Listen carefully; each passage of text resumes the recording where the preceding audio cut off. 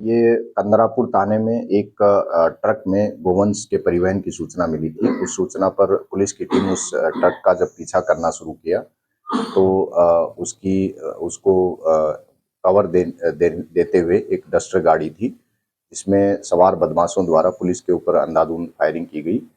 Police ने भी आत्मरक्षा में जवाबी फायरिंग की। उसके बाद जो गाड़ी थी वो पुलिस को चकमा देते हुए वहाँ से गायब हो गई थी।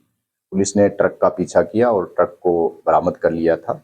उसके बाद एक जो व्यक्ति है उसकी तरफ से किसी अन्य ने सूचना दिया कि वो घायल अवस्था में पड़ा है।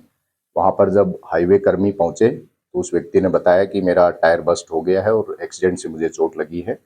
यही सूचना उसने मौके पर पहुंची 112 पुलिस की टीम और जो एम्बुलेंस के कर्मी हैं उनको ये सूचना उन्होंने दिया। वहाँ से पुलिस और एम्बुलेंस ने एम्बुलेंस के माध्यम से उसको डिस्ट्रिक्ट अस्पताल में पहुंचाया। एम्बुलेंस कर्मियों को रास्ते में भी उसने एक्सीडेंट से अपनी घायल होने की सूचना दी।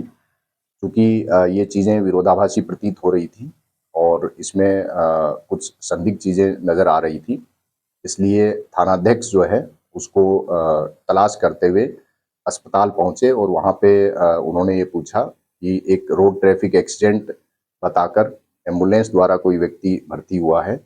संभवतः इसी में जो है ये कन्फ्यूजन हुआ, जबकि पुलिस ने जब उससे सख्ती से कड़ाई से पूछताछ की तब उसने ये सारी कहानी बताई कि वो किस तरह से उसको रेकी करते हुए कवर फायर कर रहा था और उसको गोली लगी है, गोली लगने से वो घायल हुआ है।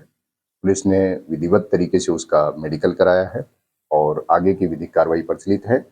इसमें उस व्यक्ति द्वारा पूर्व में जो भी बातें जिन कर्मियों को बताई गई थी, उनके कुछ वीडियो, ऑडियो और कॉल के ऑडियो, इस तरह के कुछ साक्ष्य हैं जो पुलिस के पास इस पूरी कहानी को सच्चाई निकालने में भी मददगार साबित हुए और साक्ष्य के तौर पे भी पुलिस के पास मौजूद हैं जो विवेचना में काम आएंगे। अब घायल की हालत कैसी है? घायल की हालत गंभीर जरूर है लेकिन स्थिर है। अभी डॉक्टरों ने बताया कि उपचार चल रहा है। सर, एक वीडियो जो उसका अपराधी का था, उसमें वो बता रहा था कि उसका टायर फटने से एक्सीडेंट हुआ है उसका, तो इसकी जांच किस तरीके से पुलिस ने की? कुछ प्राइवेट लोगों ने भी और कुछ पुलिसकर्मियों ने भी शुरुआत में जब ये गुमराह कर रहा था उस समय कुछ ऑडियो वीडियो रिकॉर्ड किए थे, जिसमें इसके द्वारा गुमराह करते हुए बताया जा रहा है कि मेरा टायर बस्ट होने की वजह से मैं एक्सीडेंट में मुझे ये चोट आई है। बाद में जब उससे पूछताछ की गई कि उसने गुमराह करने का प्रयास क्यों किया, तो उसमें उसने स्पष्ट बताया कि वो चूंकि गाड़ी को कवर कर रहा था, रेकी कर रहा था और इसी दौरान उसके और उसके साथियों द्वारा अंधाधुंध फायरिंग की गई। उस समय उसका कहना है कि उसे ये नहीं पता था कि किसी व्यक्ति या पुलिस को गोली लगी है अथवा नहीं लगी है और साथ ही वो किसी के साथियों को कवर फायर देने के आरोप से वो बचना चाह रहा था। इसलिए उसका प्रयास था किसी तरह से वो भ्रमित करके और यहाँ से अस्पताल में चिकित्सा व्यवस्था करा के और उसके बाद सुरक्षित किसी दूसरे सेंटर में इलाज के लिए निकल जाए और इन आरोपों से और ये जो उसकी संलिप्तता थी, इनसे वो बच पाए, इसके लिए उसने बताया कि उसने ऐसा प्रयास किया था। तो सर, इसका मतलब कि जो डॉक्टर का बयान जो था, कहीं न कहीं मिसअंडरस्टैंडिंग इसी वजह से हुई क्या कि उसने आके एक्सीडेंट बताया था और डॉक्टर्स को लगा कि फायर इंजरी है? देखिए, उसको अस्पताल में 112 और जो एम्बुलेंस कर्मी मौके पे पहुंचे थे, उसकी मदद से उसको एम्बुलेंस के माध्यम से अस्पताल में भर्ती कराया था। उसको किसी भी पुलिसकर्मी ने उसको भेजा ज़रूर था एम्बुलेंस से, लेकिन भर्ती कराते समय उसके साथ पुलिसकर्मी नहीं थे।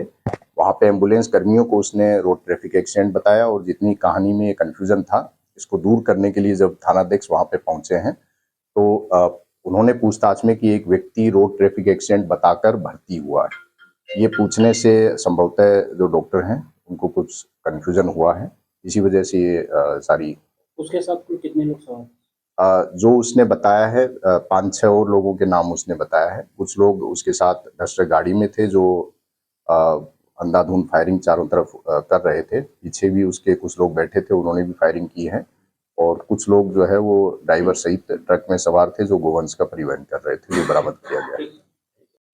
पिछले दिनों थाना कंधरापुर के कथित पुलिस मुठभेड़ के संबंध में जिला अस्पताल आजमगढ़ के डॉक्टर महेंद्र कुमार द्वारा सामने लाए गए तथ्यों से यह प्रकरण प्रथम दृष्टया स्पष्ट रूप से फर्जी मुठभेड़ का जान पड़ता है, जिसमें डॉक्टर द्वारा पुलिस के दबाव में नहीं आने के बाद मुठभेड़ की कहानी बनाई गई दिखती है।